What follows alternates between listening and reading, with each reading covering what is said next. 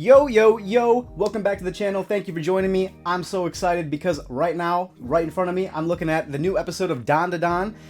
And last time, that cliffhanger nearly killed me, alright? It was an epic episode. Jiji and Okarun are about to fight this time. Last time, actually, let me get this out of the way.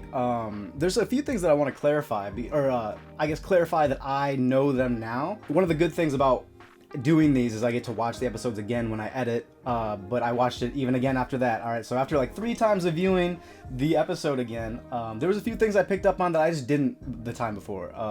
Gigi's parents, I got that wrong. They're alive. I thought they were dead for some reason, and they showed us what happened when he found them, you know, after they tried. And I just didn't pick up on that because it literally looked like Okarun and Momo to me. Like, it just in the moment, they made him like it's a guy with dark hair, glasses, and then a chick with brown hair. And I really just thought it was Okarun and Momo, and I was so confused. But I get that now. That was just a little flashback to when Jiji found his parents hanging from the balcony. That, by the way, is so dark and so tragic for Jiji, but at the very least they're alive. Like, that's a good thing. That makes me hurt a little bit less for Jiji, but still, like, what a traumatizing thing to come across. And he used the same box cutter that he ended up taking from Okarun when he was trying to, you know.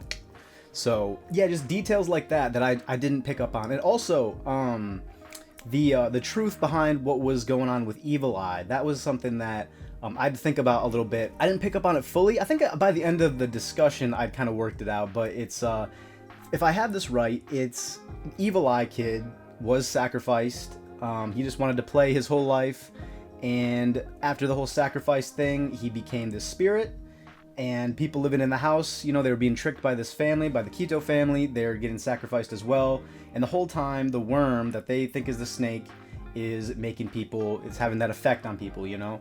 From what I understand, it was the Evil Eye Kid who was distracting the children because he wanted to play, you know. I don't think he was doing it on purpose, but his powers were going off and counteracting the thing with the worm, just like we saw in front of Jiji and the rest of them. He was protecting the kids, and so it just ended up being the parents falling victim to the worm and all that. But after the Kito family was burying the kids along with the houses, or at least that one kid, I wasn't clear on if, like, what happened to the rest of those children, because you'd think that they'd want to take care of them as well. But after that all happened, Evil Eye Kid ends up fusing, I guess, or possessing that child, and they become the Evil Eye spirit, you know, like the bad one that everyone talks about.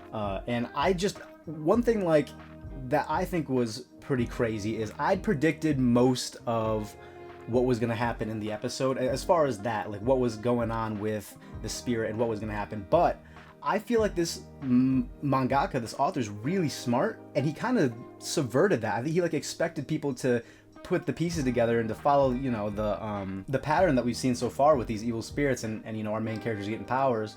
I got tricked, like Jiji, into thinking that this is not some evil spirit, it's just misunderstood, which it is, but it does have bad intentions for the humans, because I guess it thinks it hasn't really had any good interactions with humans. It's just seen what it's seen with the Kito family. So I'd imagine that it wouldn't really think too highly of humanity, although I question what's going on with the Kito family. We still didn't get really any answers for what's going on with the hat, like, at all. Yeah, I hope we find out, like, why they're like immortal. That's pretty crazy. But yeah, the Evil Eye just wanted to get to Jiji. It was protecting him, but also wanted to take him over. It saw a vessel that it really wanted, so it kind of tricked him with its big sad story, which in the moment I was like, okay, so yeah, I predicted this. And it also feels a little bit anticlimactic right now in the episode, to have it like right in the middle of this big moment where our guy gets his powers. But no, it was actually, he doesn't just get powers, he's completely possessed, and the Evil Eye's in control right now. Beating up Momo, just wants to end humanity. It's got the soccer powers, which are really cool, and obviously Okarun is not going to be cool with that. He's saving the day, saving Momo, saving his girl. You know how it goes, he's got to do it. So yeah, I just wanted to get that out of the way and make sure, like, even just talk it over with myself like that, I have that right. I think that's about right. But anyway, that cliffhanger was crazy at the end. I'm ready to get into this. I predict it's going to be a pretty big fight. I mean, this is the end of what was the movie, right? So it's, I imagine it's going to be pretty crazy, and I'm ready, all right? Waited a whole week. So did you. Let's hop into this. This is episode 3 of season 2 of Dandadan. You won't get away with this. That's a cool title name. Episode title. All right, hit it. I'm so ready. I love this show so much. You guys don't even get it. Y'all don't get it. This is gonna be so hype. I love the flashing red as well, showing like Okarun's powers coming through. The use of color is always so great in the show.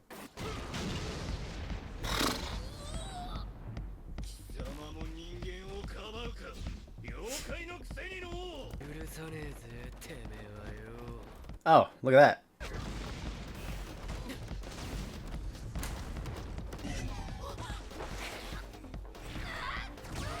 Dude, I love the team-ups, man. It's like a cannonball. It's so cool. That eye is just wicked on his forehead. I like that that was always kind of there in his character design. What is that? Ew, ew, man. What?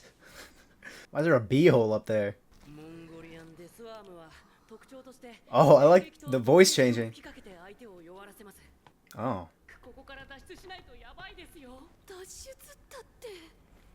That's a lot of houses. I guess it is 200 years. Oh.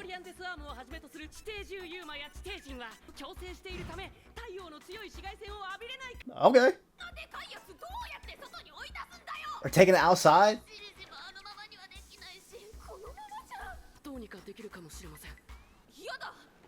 Leave Jiji? Okay. So is he just gonna take back Jiji alone? Ooh! Okarun, okay. I was about to say before this, like, I was gonna say, I know Okarun's about to, like, he was, you know, he was saving Momo, but I expected her to be in this fight, you know, she can't, like, keep out of the fight. Also, she's kind of a badass, you know, I expected her to be part of it. But I like seeing this from Okarun, you know, he's taking charge.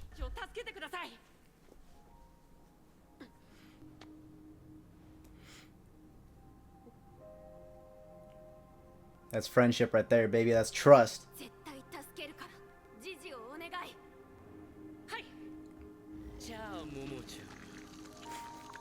Oh, his tea is really pretty. Oh, I thought that was gonna be OP.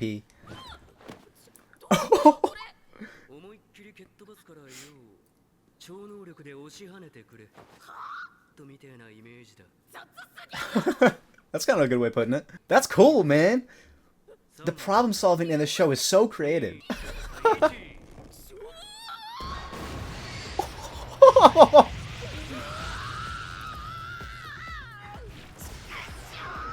So cool, dude. She didn't make it?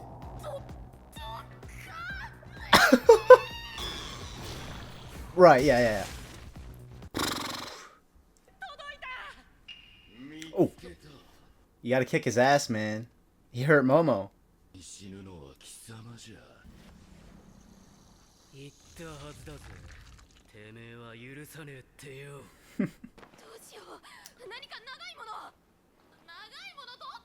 Dude, you know what? If Aira was here, we could Rapunzel our way up. Nice. See, that's why we need the full squad. Yeah, we don't know the range of her powers either. Seems like it's not that long. Ooh.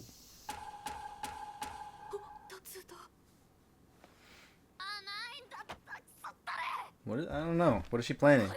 Oh, are they just magazines? I don't know what she's planning. I'm gonna trust her though. She's so smart. What? Oh, okay.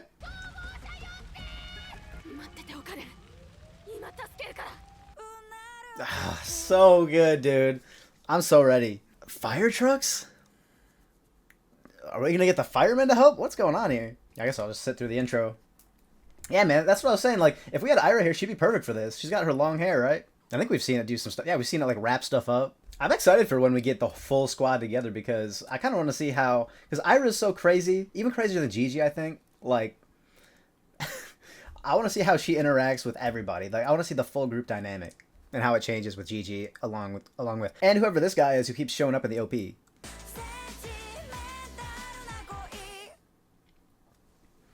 All right, that is so many people's sacrifice. Also, is Jiji just kicking around like dead people? Are those all their souls? The designs are so sick.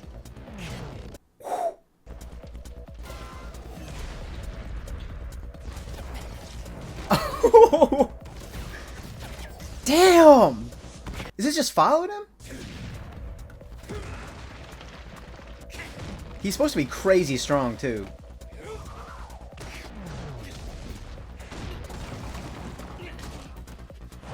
He's so much bigger than Okarun.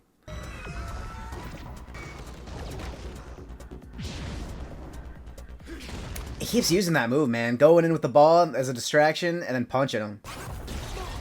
Oh! He's kind of scary, man. I'm wondering how we're probably gonna get him on our side, right? Because Jiji, he's gonna need powers. So like, I don't know. I said last time maybe they'll come to an agreement or something where they'll agree for Jiji to kind of like live a fun life and take the kid along with them. Maybe something like that. But I don't know. This thing seems to really hate people, and I don't blame it. But yeah, I assume we're gonna get it on our side. You know, you can't tell me we're not just catching Pokemon at this point.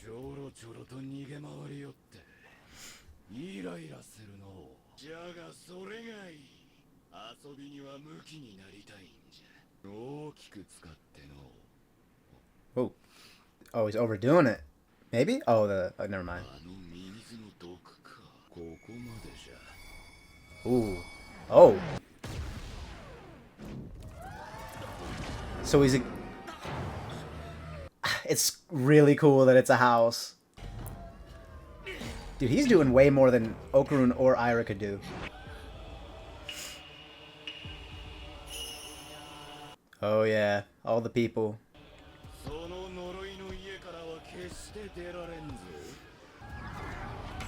Oh, but he can? Is this gonna be some close quarters, like... Oh, whoa. No way. Oh, whoa, whoa, whoa, whoa. Okay. I don't even know what Okarun could do in here. There's nowhere to go.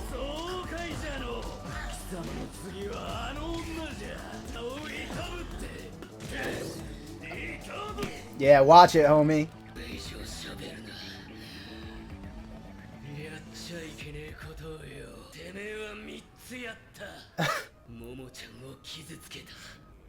Grabbed him by the face.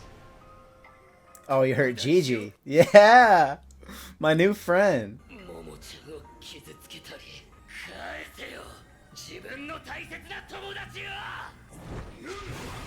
Man, is Jiji in there? Get his ass! Oh! Oh!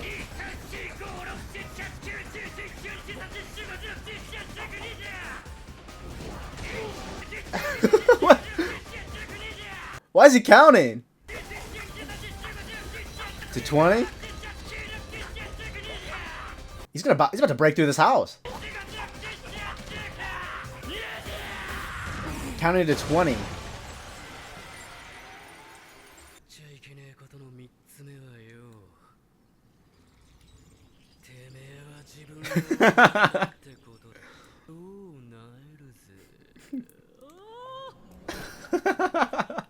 Good job, Okarun. He was so sick there. Oh, wait, yeah, they still got the poison gas in here. Can Jiji turn back? No? That's his second full throttle, right? Because he used the other one to take out the worm the first time.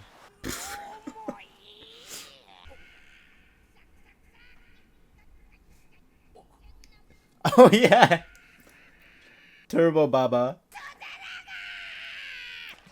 Yeah, I hate this fucking tribute jar BS. Covered in worm splooge. Craptastic.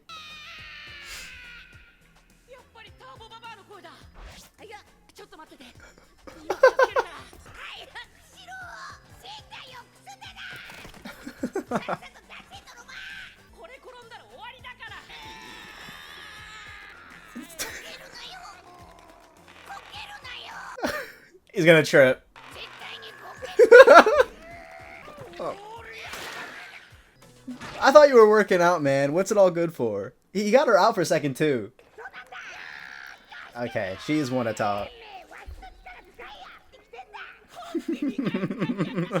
Yeah. Oh, he can't even transform when he does that?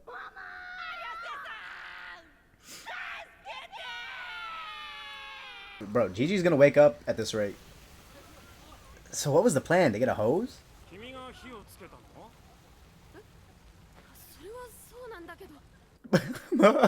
Just a little bit of arson.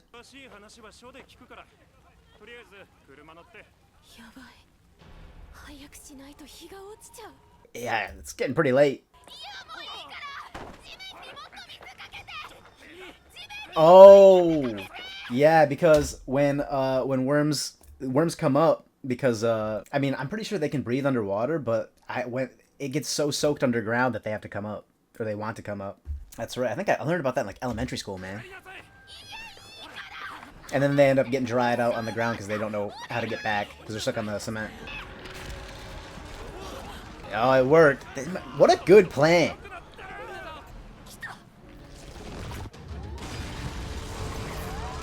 So can people see this worm or not?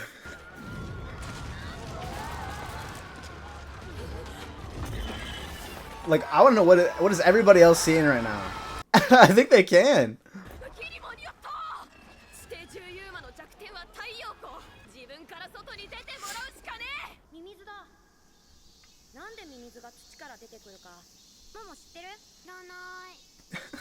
Her design as a kid is so cute.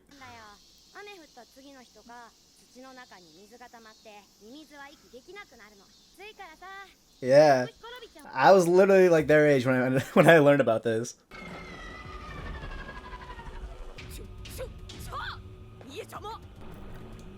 Is she lifting a fire truck? Right. Dude, she just threw a whole fire truck at this thing. Holy crap! It's about to explode? I think we're good. It just dried up. Good riddance, man. This thing's so creepy. I don't know why it has people mouths. I hate it. So yeah, people just straight up saw this thing, I think. Because it's not a spirit. Or a yokai or whatever.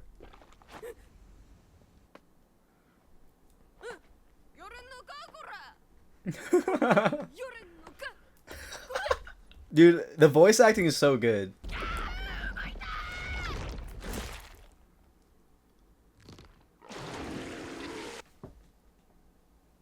I'm good.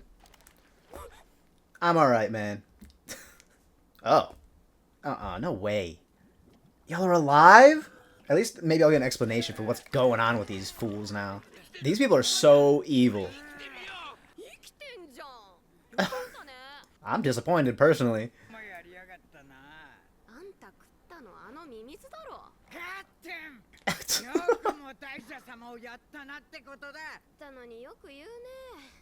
Right, yeah.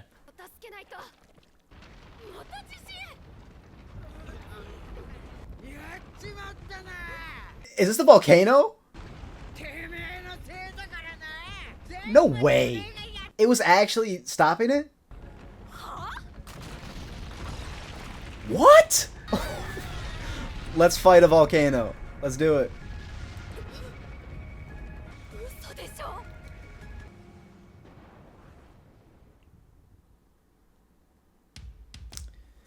I had a feeling, man. Are you, like, completely yanking me right now? Dude, I thought there was going to be so much more left to the episode until we got right there. It was such a good episode. Alright, so how about it, huh? That was some good stuff, man. Leave your thoughts on the episode in the comments. I'm curious. Let me tell you something. I was saying that I showed great restraint not watching this movie. If this is where the movie ends, I mean, maybe it was 4 episodes. I feel like that's more of a movie length. No, it said it was the first 3, I thought. Dude, okay, you know what? Then I don't care. Like, if that's where the movie would have ended, if that's where it would have been left off, I would have been pissed. I would have been so pissed, because then I would have had to wait like a month in order to see the next... what happened next. This is so much better. And this episode was sick, dude. I know I'm getting repetitive, but I just really, really love how they do the action in this show. It's so creative. It's so refreshing. It's not just, they don't just do what I feel like a lot of shonen stuff does with their fights, is either, you know, like your main character is usually like the brawler guy. Well, I don't know, maybe not always, but like, yeah, I feel like a lot of the time, like they were just going in fighting with their fists or like maybe like a sword or something, but they don't do that here. It's like Okarun's just fast. That's usually what it is. Like he's just fast. Momo's, I don't know, basically got like 2 grappling hooks. Like she's just grabbing stuff all the time. Jiji just seems OP to me. I don't know what, like, he's got like multiple things going on with him. He's got like this house like barrier thing, and then also he's got this soul ball that he can just whip at you. It's crazy. Like, I don't even know how to fully describe what it is he's doing. He's just like manipulating these souls, I guess, of these people. But yeah, the whole thing is just so cool to me. Like, it's just Okarun running around. It's like I said, this whole environment is so great for a fight like this with all these houses and stuff. Watching Jiji just fling this ball around while it's chasing Okarun was just so sick.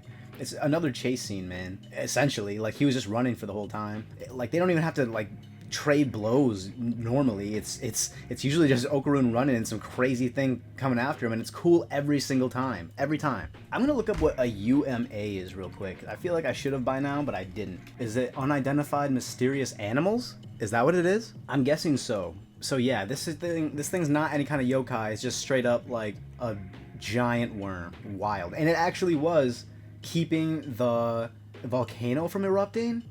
How even? I really thought that they were just doing it because it worked the one time and they were like, oh, we're a cult and let's just do it forever. But it was actually working? That's wild. Maybe they have some sort of connection to the volcano, because again, we didn't... What's going on here, man? We didn't get a full explanation for... We didn't get any explanation for why these guys... Why this family's so, like, weird. And why they're immortal. Seemingly. And I hope you're not telling me that we're actually, like... We're actually going to need to sacrifice people. Like, going to keep sacrificing people. There's no way. Clearly, there's something else that's going to have to happen to stop this volcano from erupting all over again. Well, I mean, it's already erupting. But yeah, this episode is just so great. A lot of worm factoids. I didn't expect all that. It's the same thing that happened with the mantis shrimp. Just some fun, like, Discovery Channel stuff. But yeah, as I was saying, like, the problem solving is just so creative. What did he say? Oh man, I forget what he said, but like the multi-stage rocket where he like, that is creative to me. A creative use of these powers, and they just have like, they all each just have like their one gimmick too. It's not like anything, we're not like, I guess Okarun's training and he's getting better with his powers, but like we're not adding new abilities or power levels on top of it. We're just like problem solving. It's really, really, with the tools that we're given, which is a chair and a momo and a cursed Okarun. Just so cool. Launching her up and then having her launch herself off that. So sick. And then Momo's just still the genius. She's still the brains burning this house down. I was so shocked by that. I was like, what is this even gonna do? But yeah, like worms literally do that. And I remember learning that in like elementary school. So funny. But that actually ended up being a plot point. Some of these fights, dude, with the tracking shots with following Okarun through all these houses, really, really cool. And I really love how the only like color that pops through when they're doing their whole like monochromatic theme, where they'll just do like, this time it's purple, you know, for Gigi's. I don't know. I didn't know if there's like, maybe they're gonna do like an in-universe explanation for what we're actually seeing when this happens. I always kind of felt like it was like a spiritual aura, or maybe it's just a stylistic thing, which is probably really the case, because they wouldn't have done this in the manga, obviously. It's black and white. But it seems to be something along those lines, because the only color that will ever pop through is things that are attached to the people with spiritual powers. There's the same with Aira. It's the same with Jiji. His like rainbow earrings are so cool. Are coming through, and Okarun's red hair. And each time that he uses his powers, Okarun, the red pops through in like little flashes, or like the little impact frames if he's like hitting him or something. So wholesome, by the way, that Okarun was not only mad about Momo, but he was mad that he's like corrupting Jiji, and he respects and likes Jiji enough to know that Jiji is a good guy and he would never hurt Momo. Like, he's not threatened. That's so nice. Like, Okarun just is not even threatened at all by Jiji anymore, I don't think. Like, you know how he was jealous, and he was like even hard on himself for feeling jealous. But now he's just calling him a friend. He's like, Jiji would never do this. Jiji would never hurt Momo, and so he's doing this for Jiji, not only Momo. Three things you shouldn't have done: beat up Momo, violate Jiji, and then piss me off. I think it's just cool, like, even this little part here with this close quarters combat, like, it's so cool, dude. I guess Okarun did learn another move here where he's just punching fast. Instead of him running fast only, he's punching real fast, which is pretty cool. And even here, another example is he's popping off, he's using his powers, he's overcoming what's going on in this situation, screen turns red. You know, he's now in charge. They're really, really good at playing with the colors. It's so nice to look at. I actually can't think of another show that's done it like this. Yeah, I mean, so he whooped Jiji. He actually did it. Good on Okarun, man. That's the most he's done. Like, not like, that's not me throwing shade at Okarun, but like, I'm proud of the dude. He's growing. He's getting better. He's protecting people now. It's not just Momo kind of like running the show. He actually got to have a bit of agency. I really, really like this episode a lot for that, because it's not the first time that I've mentioned. I've said it even the past few episodes that it's always kind of felt like it's Momo is the main character. Okay, I don't even really feel that way, but it's always felt like it's 1 and 1A, where Momo is just a little bit more given importance than Okarun, but now this is kind of like his season, I think, actually. Now that I think about the OP a bit more, that's mainly from his POV, isn't it? So yeah, that's how cool. And yeah, so I guess Jiji's just unconscious while all this is going down still. Hopefully he doesn't wake up and try to kill the stuck Okarun and Turbo Granny. Dude, alright. I really don't want to see a lot more of the Keto family. They're like they're so weird and so evil. I hate them so much. The guys are all just like, let's be honest, there's no redeeming qualities about the guys. At least the granny's funny to watch her do things. The guys, get out of here, man. I want them all dead. I was so okay with them never seeing them again. Except I do want an explanation for what's going on. I think that now that they're back, we'll probably get that. I do kind of hope that they don't make us, they don't try to make us feel sympathetic for these guys at all. I hope not. But maybe at the very least, they'll be helpful in deterring or stopping this volcano eruption. How are we gonna deal with that? And that's making me realize that this is the first time I think that there's real collateral damage and like there's real consequences that'll probably come from everything that's happening here. Like, this volcano, it could easily wipe out this town, or at least make them all evacuate, because like the air gets all messed up, I think, when a volcano erupts. And then obviously they all saw this giant worm. Like, how common is that in this world? Do people see that kind of thing? Because before it was the yokai doing things and they were invisible, but now, like, that's crazy. Like, that's a giant creature. What is going on? I wish I had more to say, because I wish that the episode went on long enough for me to have more to say. I want to see more. This is so ridiculous, man. Give me more Dandadan. I love this show so much. This was a great episode. All right, thank you for joining me. Thank you for watching my reaction. I'm just having such a good time. I'm so glad that this show is back. And yeah, like the video, subscribe to the channel if you want to see more from me. Drop a comment if there's anything you noticed, anything I missed, you know, things that you like me to know. Dandadan's a pretty overstimulating show, if I'm to be honest. So there's a lot that I'll probably pick up on as I'm editing this. But all right, until next time, all right, I'll be back next week. So I hope to see you there. But that's all I got. All right, so peace out. Take care.